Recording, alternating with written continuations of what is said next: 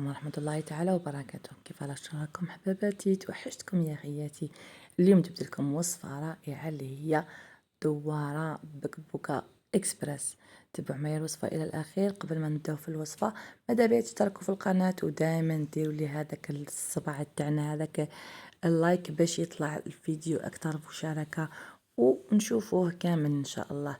بعد ما شفتوا راني في الوصفه واش غادي نوريكم الدواره. كنت بعد ما نقيتها وغسلتها ونظفتها وحطيتها اكوتي. هنا درت شويه زيت، ودرت البصل والثوم والطماطيش كنت رحيتهم مع بعضهم.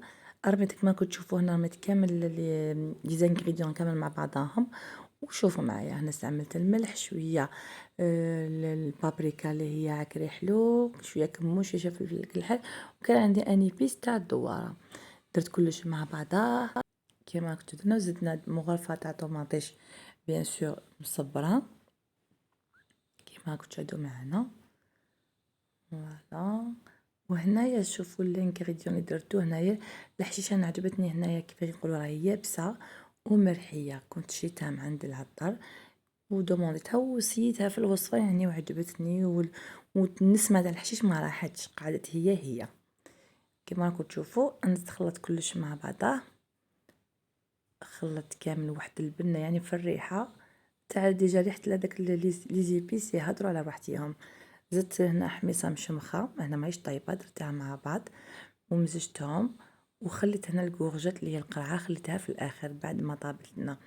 هنا كما نقولوا حمست كلش مع بعضه، حمست كل حاجه فوق النار هاديه، وزدت رميت الماء السخون وغلقت لاكوكوت تاعنا وخليتها طيب. هنا التمره عينك يمين ديالك، ما ديريش بزاف الماء وما تنقصيش، قيس ما طيب في لاصوص تاعها ونطفو.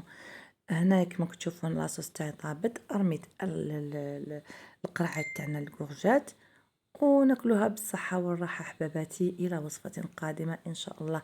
وهنا جات واحد الدواره تسخف وبنينه، نتمنى انكم تجربوها وتخلوا لي في التعليقات تعليق طيبه كالعاده والعوايد.